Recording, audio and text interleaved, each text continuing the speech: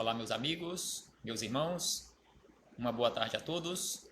Aqui estamos chegando mais uma vez para mais um momento de estudo, mais um momento de reflexões do Evangelho de Jesus à luz da doutrina espírita.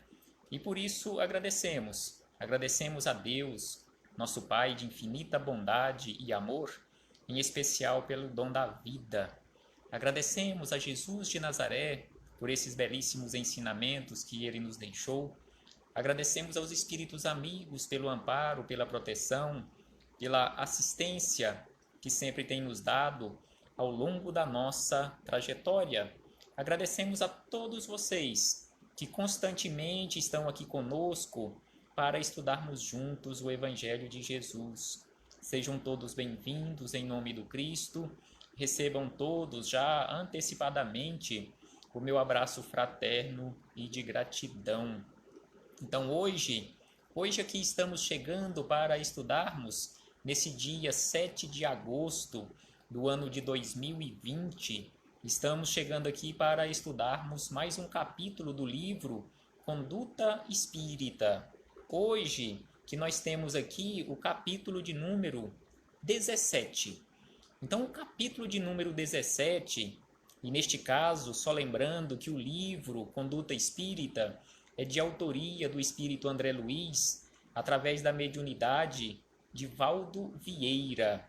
E neste caso, o capítulo 17 tem como título Nos Conclaves Espíritas ou Conclaves Doutrinários. E só lembrando que neste caso aqui ele usa a palavra conclave, mas não naquele sentido lá da igreja, os conclaves dos cardeais, não, de forma alguma. Aqui, e não desmerecendo também de forma alguma, mas aqui ele usa este termo, esta palavra conclave, naquele sentido de encontro, de congresso, de reuniões para discussões acerca da doutrina espírita, conforme nós encontramos nas definições para esta palavra conclave, a definição que nós encontramos no dicionário, que também significa congregação. Então, quando nós nos congregamos para estudarmos os ensinamentos de Jesus à luz da doutrina espírita, então nós temos que fazer isto de uma forma séria, não conforme ele nos chama a atenção, e veremos aqui na sequência, não naquele sentido de levar na brincadeira. Não, de forma alguma. Tudo tem que ser, neste caso aqui, levado muito a sério, que é responsabilidade nossa tratarmos isto também com responsabilidade. A semeadura de Jesus exige responsabilidade, a semeadura do bem exige responsabilidade de todos nós. Então aqui André Luiz, ele começa nos chamando a atenção da seguinte maneira: somente empreender conclaves doutrinários como iniciativas de aproximação e planejamento de trabalho. Então aqui prestemos atenção à forma que André Luiz nos chama a atenção, que somente deveremos ou deveríamos fazer estes encontros, estes congressos, com aquele sentido e tendo como iniciativa principal, como fundamento principal, como pano de fundo principal, a aproximação e o planejamento para o trabalho a serem naturalmente entrosadas com todas as organizações centrais e regionais responsáveis pela marcha evolutiva do espiritismo. E aí ele diz que não há ordem sem disciplina. Então, para existir ordem, é preciso que tenhamos disciplina. E aqui ele nos diz que para realizarmos estes encontros, estes conclaves, estes congressos, nós temos que ter ordem. Nós temos que levar isto em consideração, conforme ele nos diz aqui, a aproximação e o planejamento para o trabalho de uma forma séria. E aí ele nos diz ainda na sequência da seguinte maneira em relação à organização desses trabalhos. ele nos diz que escolher como representantes de entidades e instituições nos certames os companheiros de boa vontade, que sejam, de fato, competentes quanto aos objetivos doutrinários visados. Então não podemos escolher como responsável ou como responsáveis pela organização de um evento de tal importância, onde ali se congregam várias e várias casas espíritas e até mesmo organizações no sentido, como ele fala aqui, no sentido regional e até no sentido nacional, igual nós temos aí as instituições que representa, não naquele sentido organizacional, porque não tem este sentido.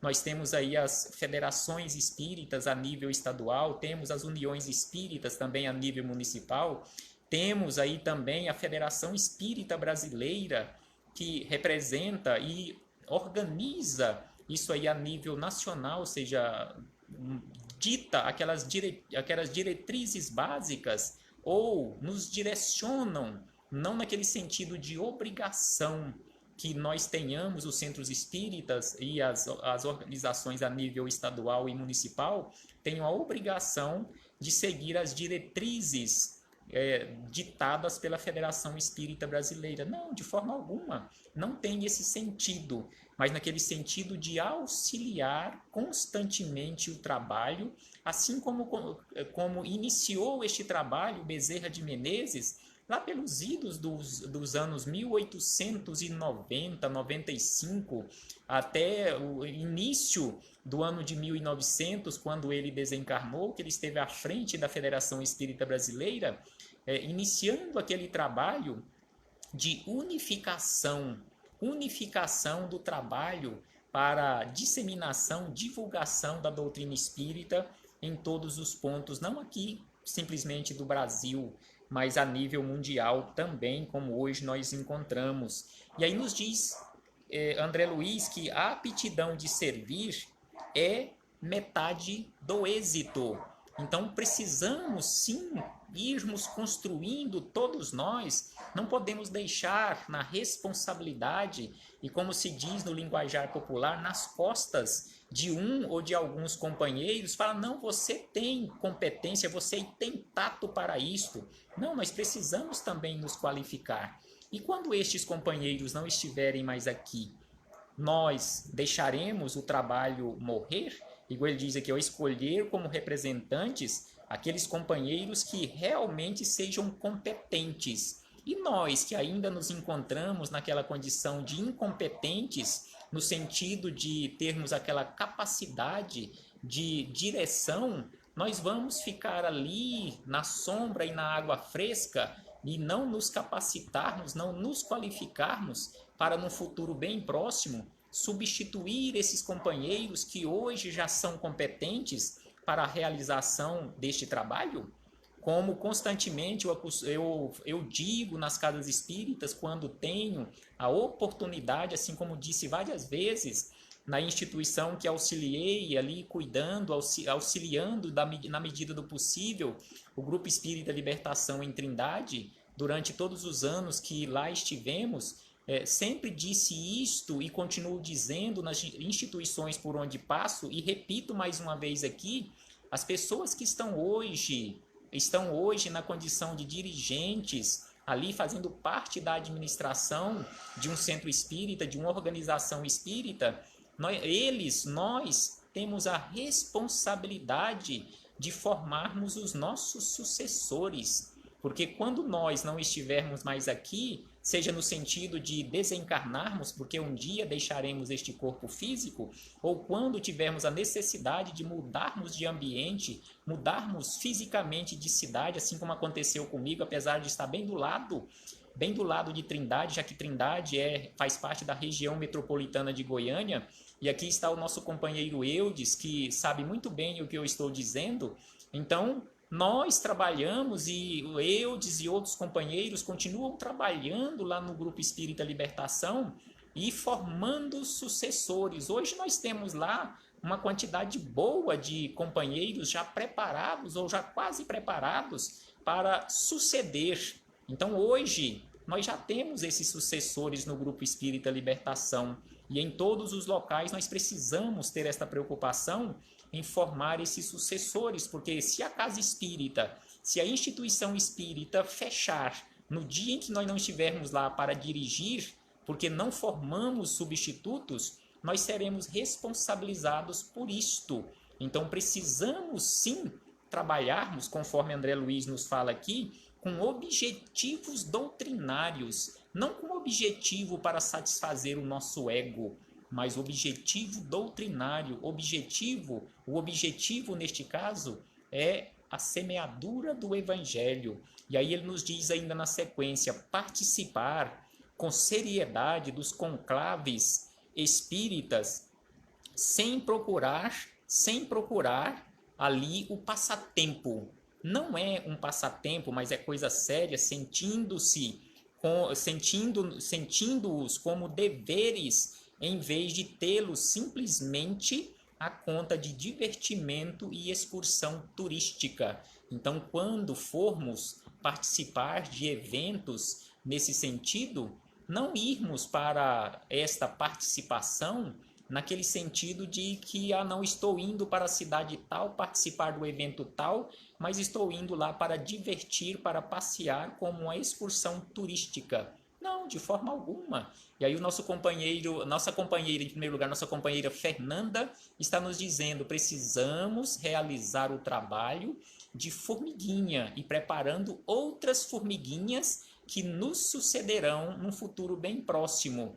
E aí nos diz o nosso companheiro Eudes, coragem para estarmos à frente na seara do Senhor, pois Ele nos capacitará à medida que permitirmos não temermos as oportunidades de trabalho.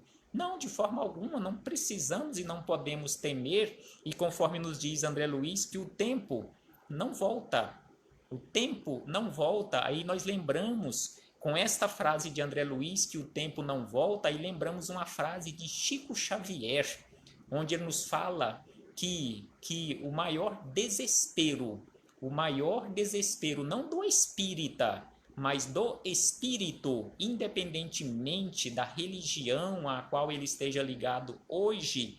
Então ele nos diz que o maior desespero do espírita, quando retorna para o mundo espiritual, é a consciência do tempo não aproveitado.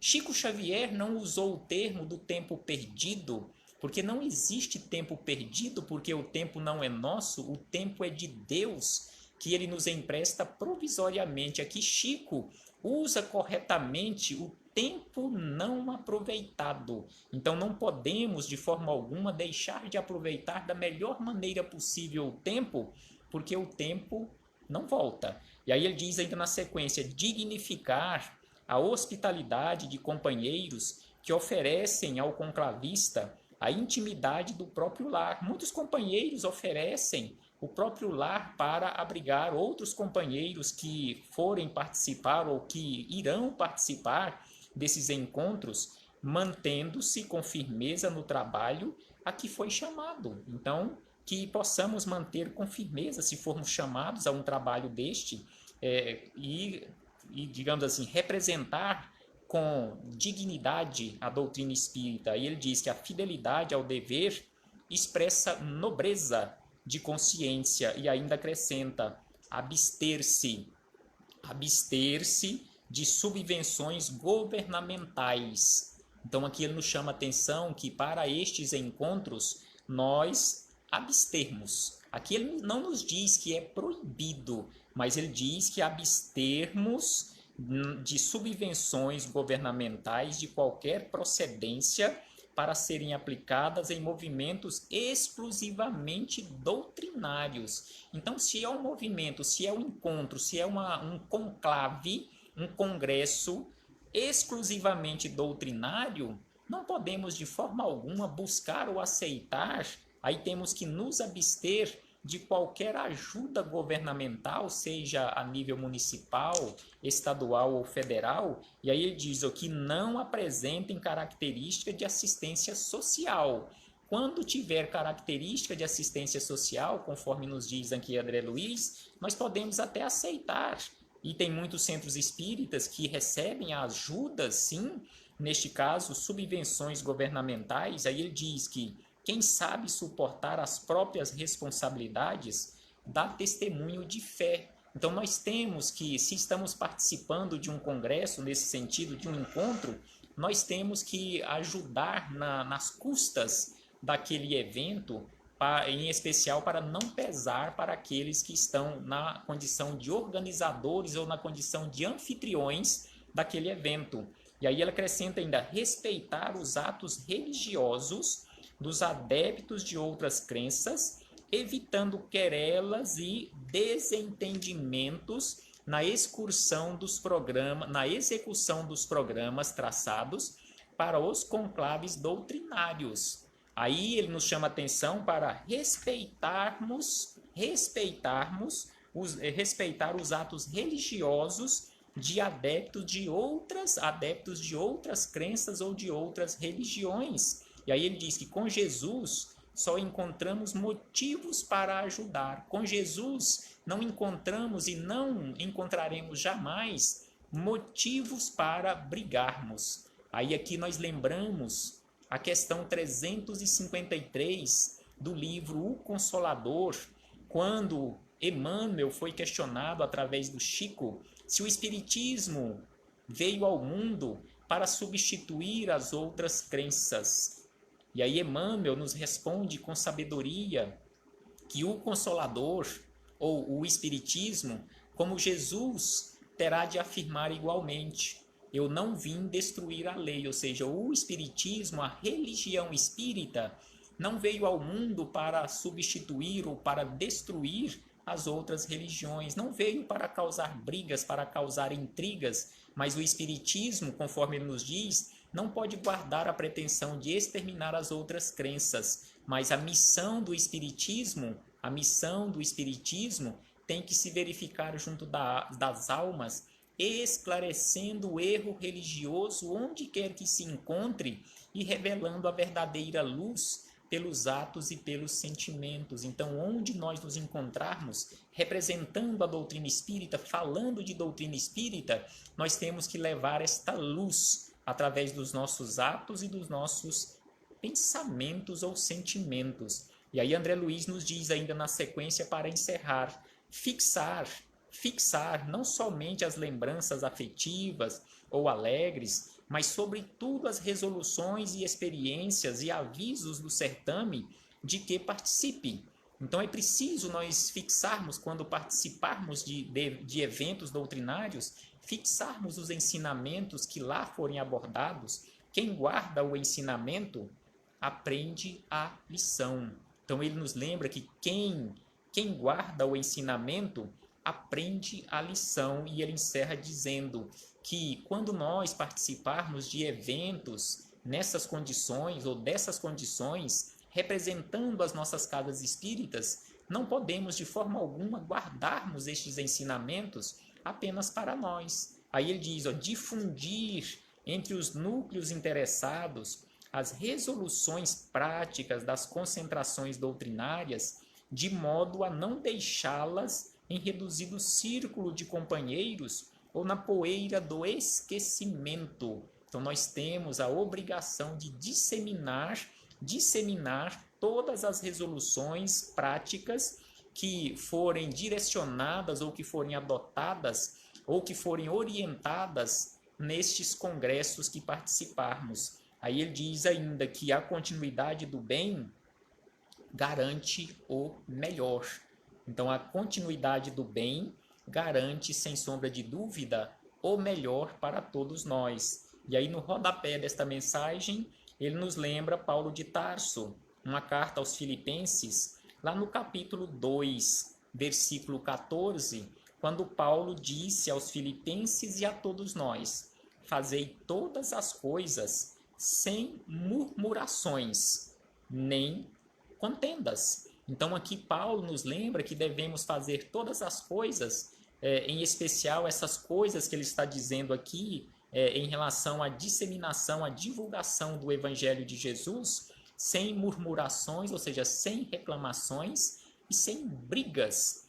E aí, para encerrarmos as nossas reflexões, já que estamos falando aqui de religião espírita, apenas 3 reflexões que colocaremos aqui sobre a religião espírita. Como título, e a reflexão de hoje é sobre esses conclaves da religião espírita, esses congressos, esses encontros da religião espírita.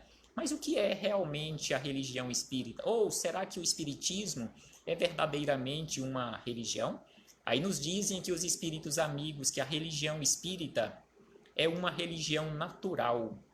É uma religião natural baseada na fé raciocinada, sem dogmas, sem templos, sem sacerdotes, sem hierarquia eclesiásticas, sem rituais e também não é igreja, não é seita. Então, esta com certeza é a religião espírita, e ainda que a religião espírita é a obra de Deus, onde o ser, ou seja, o espírito se reconhece como criatura divina em igualdade com toda a criação universal. E aí dizem ainda os espíritos amigos que a religião espírita é a da efetiva busca da ligação com Deus pelo amor e pelo respeito às leis universais. E este respeito às leis universais entra aqui o respeito ao próximo, entra aqui o respeito às outras crenças, às outras religiões. Que possamos refletir sobre isto, meus irmãos, e chegarmos à conclusão de uma forma bem tranquila, bem serena, em relação à religião espírita, que é esta religião que nos oferta todas as ferramentas para que possamos trabalhar a nossa melhoria, para que possamos trabalhar a nossa reforma íntima, para que possamos trabalhar transformando este homem velho em um homem novo, reformado no bem e para o bem. Paz aos nossos corações e até a próxima oportunidade, se assim o Pai nos permitir. Muito obrigado a todos vocês que aqui permaneceram nesta página virtual, refletindo conosco acerca desses ensinamentos, e também aqueles companheiros que por algum motivo passaram por esta sala virtual, mas não puderam permanecer até o fim. E agradecemos ainda a todos que terão acesso a este material devido aos compartilhamentos. Paz aos nossos corações e até breve, meus irmãos.